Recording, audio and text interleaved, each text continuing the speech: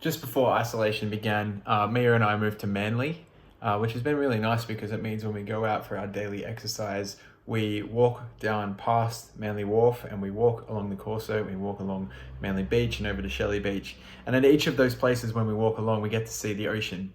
And a lot of you might have the privilege of seeing the ocean when you go out for your daily exercise as well. We're probably all very familiar with the way that the ocean works. But as waves roll into the shore, it's really mesmerizing to watch them, because the thing that's amazing about waves is that there's always action. One rolls into the shore, and as it begins to recede, the next wave rolls in. And as that wave recedes, the next wave rolls in. And that process goes on and on, day and night, forever. And I think life can feel a little bit like that.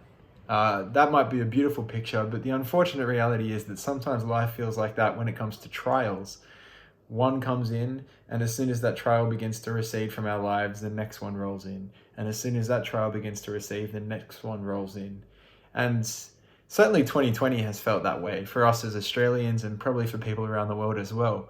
There was bushfires, and then that receded, and then there was floods, and then that receded, and then there was some sort of threat of nuclear war, if you remember back that far.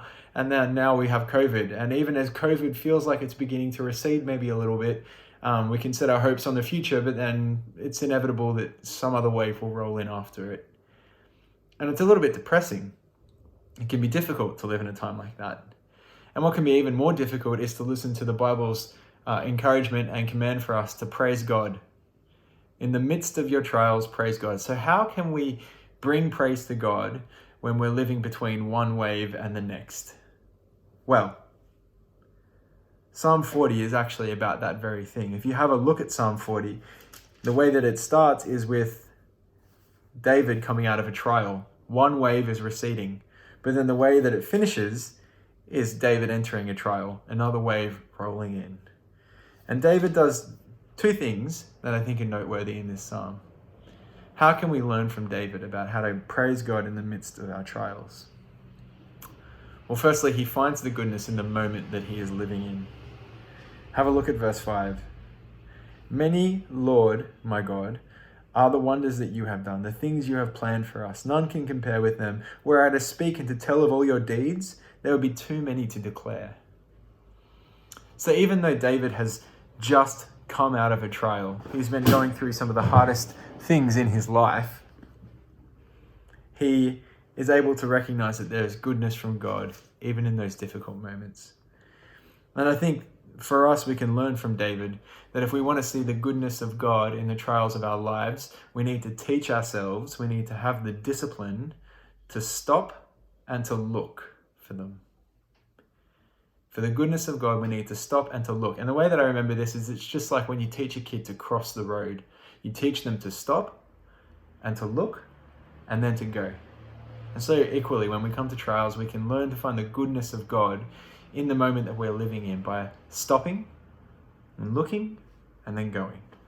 So we stop by pausing, turning off the noise, turning off the distractions, maybe with our journal or with our family or with our partner or with our friends or in our community groups, some mechanism. We need to find some mechanism to stop.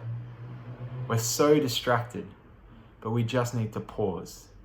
And when we pause, we should look around us for the goodness of God in the moment that we're living in. Because even in the darkest moments of life, there is some goodness from God to be found. And then we go. And the way that David goes in this psalm is that he proclaims the good things that he's seen God do to the people around him. He tells of God's good works. If you've read the psalm, you would have seen that that's a major theme of the psalm. He can't keep his mouth shut because of all the good things that he's seen God do. So the first thing that we can do in the trial, when in the midst of the waves, we can find the goodness of God in the moment that we're living in. And we need to actually make that a discipline. It won't come naturally. It's something that we need to teach ourselves to do. And the second thing that David does in this psalm is that he trusts God's deliverance. Have a look at the first line of the psalm. David tells us how he is enduring the trial. He says, I waited patiently for the Lord, and he turned to me and heard my cry. So he is trusting God in the midst of his trial, and this trial is beginning to recede. God is delivering him from it. And then you turn to the end of the psalm and you see that the same thing is happening again. David is in the midst of another trial, but he will trust God's deliverance. Have a look at the last line. You are my help and my deliverer. You are my God, do not delay. So the psalm begins and it ends with David trusting God in the midst of a trial. He trusts that God will deliver. And we should also trust that God can deliver us. He might not deliver us from every trial in our lives, but we know that ultimately he has delivered us through his son Jesus, through the life, death, and resurrection of Jesus.